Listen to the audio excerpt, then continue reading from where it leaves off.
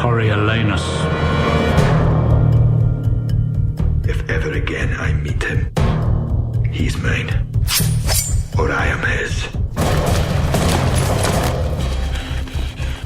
Man, I didn't know Corey was Scottish. Why you say that? Coriolanus. I thought it was Corey's anus. What was that? Yeah, Corey's heinous. I don't know. Corey's anus. Corey's a lame ass. What was it? Boy, this was joke it again? is so hilarious. It was funnier in the script. Yeah, some things just don't translate well to audio, kids. That much is true. Yeah. So Coriolanus, one of Shakespeare's least produced plays. Yeah, that's true. Is it? But part of the reason, it wasn't because it wasn't popular. In fact, it was generally... All right, so back in Shakespeare's day, you had to have a sponsor that would come in and would, like, you know, a rich sponsor would put money in to produce a huge production like that.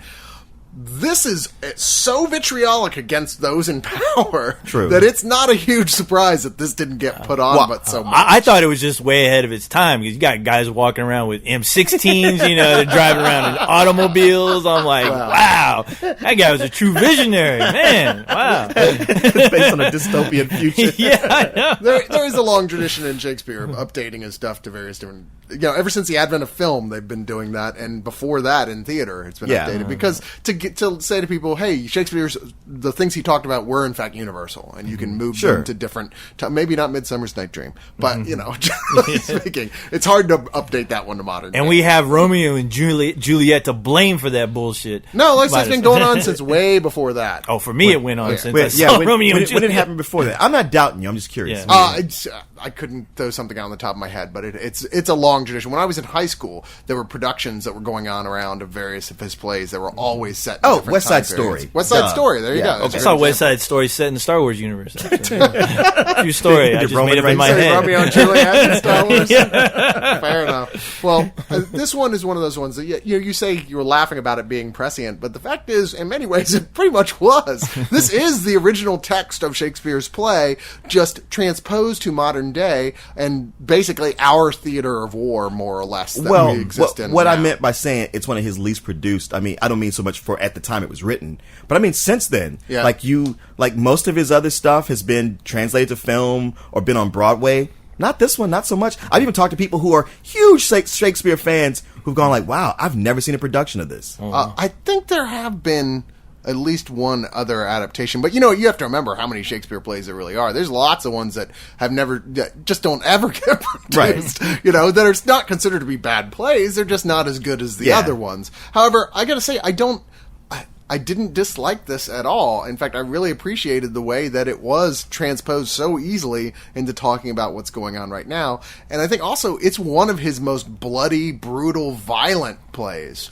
And that might be part of it as well. I mean, it definitely plays in part of the fun of it. It's where it's like, okay, violence and mayhem, I get that. You know, sure. That is not going to bore me. But it doesn't translate as well onto a theatrical stage as well. Well, I kind of felt like watching this, like, okay, I can see how this slipped through the cracks because I feel like Julius Caesar and Titus play to a wider audience better than this does. No, after watching it, I do agree with you. Yeah, like especially because I was thinking about Titus because I actually love the movie Titus that they did. Yeah, with Anthony Hopkins. Yeah, with Anthony Hopkins, where I'm like, wow, you know, I like that a little bit more than Romeo and Juliet as far as like an updating because like you didn't know what time period that was, but it had this kind of weird futuristic kind of tone to it, but at the same time keeping faithful to what that whole story was, not going absurd with it. With this, I felt like wow, this would actually be a good companion piece with Titus as far as these movies that update the story, at least update the setting, and when you're watching it in a theater or something, because it's just as engaging as Titus is, but the story overall, I didn't think it was as memorable. Right. Now, I haven't actually seen Titus, and I'm kind of embarrassed about that. Don't be embarrassed. But I've heard it's really great. I just never got around to it. And I know it's a very stylistic film. Yes. That deals with a lot of flourishes in that department. And I would say, to a certain degree, this does, but not quite as much because it never wants to divorce you from that feeling of like you're watching a story partially through the eyes of a CNN type network or something like that. That you're watching this massive story that involves the military military and the government and corruption and one man in particular and his various faults play out, live large. And this was actually directed by and stars Voldemort. So that's pretty cool. Yeah. You know? And as per his contract, he's like, look, I'm not being in a movie unless I can be the asshole of the movie. That's all I got to say. He's gotten to where he's so damn good at playing the assholes. You're like, please, let him keep playing those parts. He's going to get typecast. He's going to be the next Jeremy Irons. The poster for this, where he's just like, he looks like almost Darth Maul. Yeah, he does. Blood trails going down his dirt-smeared face, and he's just like, go ahead, fuck with me. That's the only way you're going to get the kids in the theater. That's true. That looks like a goddamn Lord of the Sith. I'm in. Now, I what I will say about this movie is like to me, this is one of those movies, those Shakespeare movies that separates the men from the boys. If you ask me, hey, Leon, you like Shakespeare? I'd be like, bitch, I love Shakespeare. No, you wouldn't. And they would say, well, then here, watch Coriolanus, and I'd be like, all right, maybe I just like Shakespeare. The thing is, I actually like this more than a lot of the ones I see. I mean, I'm not the world's biggest fan of Shakespeare's comedies. I mean, I like Taming of the Shrew, okay. Yeah. And I like A Midsummer's Night's Dream a lot. But other than that, I've always been kind of very, all right, much ado about nothing. All this, the various, Twelfth Night, like, I can take them or leave them. Wait, you notice this wasn't a comedy, No, right? I know. I'm just Okay. saying that, like, I'm not a full-on hardcore, like, across the board, everything was great type of guy. Yeah. But I really enjoyed this. I mean, this is one of his darker pieces. But, well, let's talk about what it's about. Okay. All right, so you've got Caius Marcius, which is played by Voldemort. And I'm You going just don't want to say Ray Fiennes. I don't. He is a Roman general who's at odds with the city of Rome, or like I said, it's Rome with a modern day America look. Okay, well, more Britain, but yeah. Yeah, well, it's supposed to be Rome. They say it's Rome. In the Yeah, film. right. So- They do. They use all the original text, even though the setting looks to be Britain right now. Yeah. I mean, it's one of those things. It's easy enough to read into Yeah. it on top of that. But nobody likes him because he's a dick. In fact, like, citizens are in protest. Like, there's a 99 versus the 1% type shit going on. And people are going hungry, and they're pissed that the military is out of control and has too much power. And he steps in there and like, with a group that's trying to, revolt against this, say this has gone too far, and just starts killing bitches. Yeah. People in general just don't like him, but... his own government's a little frightened of him because he's so goddamn intense. But his mother, Volumnia, who they should have gotten a fat woman for this role. Yeah, Volumnia. It's played by Vanessa Redgrave, who is great here, and she is really greedy for power for her son. So she wants him to become consul, which is a pretty big position. Right. But he just doesn't like people. He's like, people fucking bunch of sheep. Fuck these little shitheads. For the mutable, rank-scented many, let them regard me as I do not flatter, and therein behold themselves. I say again, in soothing them, we nourish against our Senate the cockle of rebellion, insolence, sedition, which we ourselves have ploughed for, sowed, and scattered by mingling them with us, the honoured number, who lack not virtue, no, nor power, but that which we have given to beggars. Well, no more. No more words, we beseech you. You speak of the people as if you were a god to punish, not a man of their infirmity. It were well we let the people know Were I it. as patient as the midnight sleep, by Jove, it would be my mind. It is a mind that shall remain a poison where it is not poison any further. Shall remain. Hear you, this Triton of the minnows, mark you his absolute shall. Why should the people give one that speaks thus their voice? I'll give my reasons more worthier than their voices. And because he will do absolutely nothing, he won't change his attitude one bit in order to get his votes, they're just like, all right, well, fuck you too. And he gets so pissed off about this, not obviously being a big picture guy, that it starts a riot and he gets kicked out of Rome. It's one of those, like, all the people who were supporting him were like, well, look, dude, sorry, you fucked up and we're not gonna... Oh, There's a scene where he's like, I didn't break the law, I am the law. well, hell, it's not like they just don't support him. They totally set him up and fuck him over in front of everybody. Right. Like, get him all like, yeah, man, you're the best. Yeah, isn't he the best? Isn't he the best? And after he leaves, like, but he kind of sucks though, right? Well, he does suck. In fact, he sucks so bad, he goes and teams up with a guy who was his arch enemy in the enemy. beginning, played by Gerard Butler. It's like, you know what? You're right. fuck this city. Let's burn this motherfucker down. I mean, he truly does take this job and shove it attitude. He does. Where's that This Is Sparta guy hanging out? I'm going to go team up with him. He's going to take this job and shove it attitude. He does. Where's that This Is Sparta guy hanging out? I'm going to go team up with him. He seems pretty intense. We can have a talk. He's got some shit going on. Yeah. Grab the torches. We're storming the city. And you know, as far as this movie goes, like watching it, I was looking at it more as a performance piece than anything, really. I mean, because these guys are acting their asses off, and especially Ralph Fiennes, Voldemort. Voldemort, yeah, my favorite villain. Because watching that guy, like, I mean, you could tell this is like obviously something he's been really dying to do, because every scene he puts, like, you see his blood, sweat, and tears in every moment of this film. Yeah, he's like, spitting. He's got saliva flying. He is so hardcore about this role. He ain't fucking around. It's a tough thing for any actor to do, to play that kind of role, because you can play it too far and make it where it's just silly. But he is such a good actor. He's just frightening to watch. No, he's all intensity. Even as a viewer, you just kind of pull back, because it's almost too much in not a silly way, but just a too intense, just watching him go. Yeah, it was kind of like, this guy sucks. We need to throw him out. Well, you go throw him out. Well, I was thinking you would do it. I know any movie where you have two guys that are pretty intimidating, especially with Gerald Butler. When you realize that, wow, Gerald Butler is kind of looking like the pussy of this movie. I'm like, God damn. Well, there's so many good performers in this. Like, Brian Cox is like a senator type guy who's like they're vying for favor with. Jessica Chastain plays Voldemort's wife, Virgilia, which is like, seriously, don't marry a girl named Virgilia. She's never going to consummate. I think the only reason she's in this movie is because she was in every movie that came out last year. It was a new law. For She must be in every film. James Nesbitt, who you might remember. Oh, yeah. From Jekyll. Jekyll, yeah. Oh, yeah. He guy's great. He plays one of sort of the social enemies of Coriolanus, who is like the one spewing vitriol and rumors about him, and he's great in this. I mean, there's so many things about this movie that are great, and if it's confusing, it's just that the original Shakespearean text is actually kind of confusing. Like, even for Shakespeare, it's a little hard to follow at points. Yes. It's a pretty convoluted plot that's happening, and I'm sorry if someone's out there, you gave away too many spoilers for the plot. Trust me, you'll thank me. No, that you have a better idea. You didn't give away too many spoilers, but like when I talk about it not being as popular as, say, Titus or Julius Caesar, there's so many elements from those two other movies in this that as I watched it, I was like, oh, we're here again? This is a movie that I gotta be honest, I appreciated it more than I liked it. Mm-hmm. Like, I thought the acting was phenomenal. It does have some great, intense, bloody parts. At the same time, I often find myself kind of not falling asleep, but just drifting off. And I was like, all right, it's this, and I even kind of fast forwarded. It's a long ass movie. What? You fast forwarded? It's only 122 minutes. I don't think that's true. Because I was with you. I was going to say, a long time to watch it. I was going to tell you. I'm like, I'm really with you on that.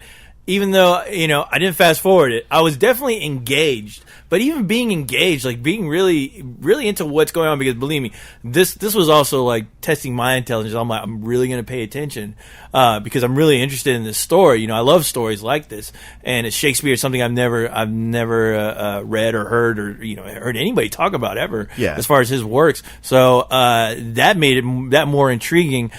But as much as I was into it, watching it with the general sit down, I tell you what, the next day, I pretty much forgot all about it. Well, here's the thing: it is largely a performances movie, and I think that as good a job as Voldemort did directing this film, and he did. You're right; it's not one of Shakespeare's most memorable plays. I think that he did the best thing you can do with it, which is, like I said, try and say something about what's happening right now. And I think he effectively does do that. But it's something that everybody did last year. Like, everybody had something to say about that last year. It's like, okay, we got it. We all are in agreement. Now let's actually do something. But it's the performances, as you said, Ghost, that get you through it. I think it was the New York Times reviewer who said, you could close your eyes and just listen to Rafe speak the dialogue and his cadences and just be moved and amazed at how powerful it is, but that would be a huge mistake because you wouldn't get to see what he's actually physically doing on screen, which is just as impressive. Mm-hmm. but that is such a high point that nothing else can really live up to it. It's like he never even gives another actor a chance to even come even to the base of selfish, the pedestal he's created for himself as a performer. And you could tell he's like, wow, this is my thing right now. This is my piece, and if anyone's going to shine, it's going to be me. And you could tell. With the exception of Vanessa Redgrave, who is great in it. I mean, she's great in everything, but there is that point where she gets to have her moment in the spotlight, and she takes it for all it's worth. I mean, nobody's bad at all. Like no, not at all. Everybody who's good is as good as you'd expect them to be. But like I said, it's the spotlight is very firmly focused for 90% of this movie, right? It's because the spotlight is literally on him. Yeah, so you can't help but notice. And, I don't know. I don't have anything bad to say about the film. It's just maybe the expectations were different. Based on the fact that it is a Shakespeare play. And the only thing I can say negative at all is that I did have to rewind it a few times just to be clear on what the fuck they were talking about at points. Because it was very political and convoluted at times. It's like, okay, I didn't quite get that.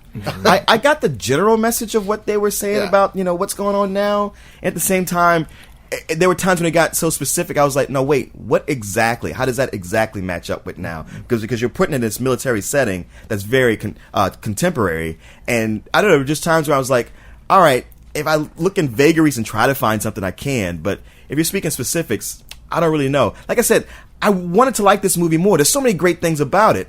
At the same time, I had to admit to myself, I can't say that I'm fully enjoying this. Yeah, like watching this, I definitely thought, wow, Ralph Fiennes needs to do another film kind of in the vein of this, because I mean, so many of his action shots were so impressive. Even his fight scenes with Gerald Butler, I was like, that was man, really this impressive. I was like, man, this is fucking better than anything I've ever seen on WW fucking F or E, whatever whatever you're watching. But I mean, they were intense and they were engaging, and I was like, wow, this guy truly is a film. And not only can the motherfucker act, he can also shoot a film. And it just made me like really look forward to the next thing he ends up doing, because this, even though I can see a lot of people just watching it for a little while, and if the action doesn't really get them in, I can see them turning it off, just because it's just so over their head. But I mean, for me, I found it at least engaging, but nothing I would walk away with and really strongly recommend. Only if you do like Shakespeare, and if, let's say, somebody who loves Titus, I would strongly recommend them to see something like that. You mean that show with Christopher Titus? Yes. That's like this?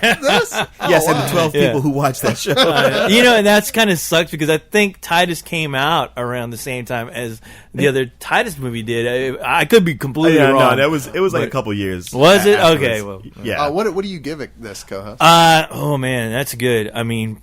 You weren't prepared for that question. Because, I kept going back and forth. It's like, if you're really interested, if you paid matinee to see this, I think you'd be okay. But as far as the general audience, I'd give it a rental. I mean, I'm going to give it a rental, because it's just one of those things where I'm like, you know what? I'd have just as good a time watching it at home than a movie theater. And plus, because it is one of those movies where, you're right, you need to rewind it to really get a grasp of what's going on, especially when they get into all the political mumbo jumbo, where you're like, okay, I'm trying to pretend I know what the fuck's going on here, but I don't. So let me rewind it just to catch up, because they are so into this. There's no breaks on this movie.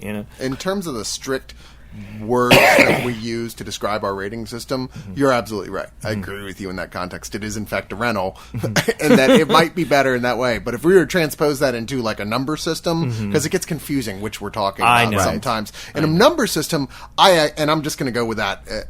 I generally try and look at it that way for me. I give it a full price, because I super enjoyed this film. Maybe a low full price. I mean, it's not a perfect movie, and it's not a perfect Shakespeare play, but it's still damn entertaining. Like I said, there's very little to say that's wrong with this at all. Mainly just high praise from me, especially, like I said, for Voldemort, who's just badass as fuck in this thing. He's so badass that like you just look, you can't play anything but seriously intense bad guys from now on. Sorry, you've typecast yourself as awesome villains. It's genuine high art, and co-host a rental, that's kind of fucked up. I gotta say, man. I, on the other hand, am going to give it a rental for pretty much the same reasons you did. You just went first because it is one where I thought, you know what, there's nothing so spectacular. I need to see it in a theater. It almost works better at home because kind of need those breaks, the ability to control the pacing of it. And even though I fast forwarded through some of it, I didn't miss any of it because I was like, this is so Julius Caesar-ish, and I know I'm going to be able to pick up from where I was, and I know I'm going to be able to pick up from where I was. And sure enough, I was. Like we said, can't praise the acting enough. It's just that if you are like a really big Shakespeare fan, then you owe it to yourself to see this, because you probably have not seen it before. If not, I don't know, could be a struggle for you. So I'm going to say a rental. Hey, let me stress again. Let me defend my rating because for me it is a complete and absolute rental, because watching this in the theater, if I was to sit there in the theater, some of it would really go past me to where I'm like, okay, this is great acting, but I don't get it. The story's not that engaging because I can't understand it. Once again, like I think we've had this discussion so many times about, like, are we rating this based on what we felt about it, or are we rating this because we're afraid of what audiences will think about it, trying to put ourselves into someone else's shoes? And it's supposed to be somewhere in between, right. I think is what we agree on. And for me to go that far, it's like, well, you know what? Anybody who's like, I don't really like Shakespeare plays, we're not talking to them. No, yeah. So if you don't like Shakespeare plays, don't even bother. There's no point in even adjusting this rating for those people. Right. Right. But I mean, I'm speaking to somebody who loves Shakespeare plays and was excited about this. And like I said, I appreciated it more than I enjoyed it. I tell you, one of the things I did like about it was, like, when I first started watching it, it gave me that old feeling I used to get when I watched Deadwood. Yeah. It was like, oh, there it is. Well, watching that, like I said, the beautiful way everyone speaks, and all these actors are just, I mean, they're just, you hang on every word even if you don't completely understand what the fuck Especially they're when Gerard Butler's talking with that thick Scottish accent. Oh, yeah. Dude. That dude needed subtitles sometimes. But it opens with so much action that's so intense. Yeah. Then you get a long period where none of that's going on. So it kind of amps you up to, like, leave you hanging for a while. I will say this, where you mentioned earlier, Ghost, like, I hope he goes on, Ray Fiennes, Voldemort, goes on to do more stuff where he stars and directs playing villains, and you're right, but I just couldn't help but picture like a Harry Potter version of Wicked. It's Voldemort's story. It makes me think that Dr. Doom musical could be right around the corner. Oh, I hope so. You know what? I guarantee you, if he did do a Voldemort film, I would fucking love it. I would really fucking love it. I'd be on the top of the mountain. Turns out the whole time the kids were the ones being pricks. Exactly. You kids, yeah. Only me and Ralph, we understand. Just a guy trying to love his snake and resurrect himself. But those darn kids kept messing it up. Make you a sword of me!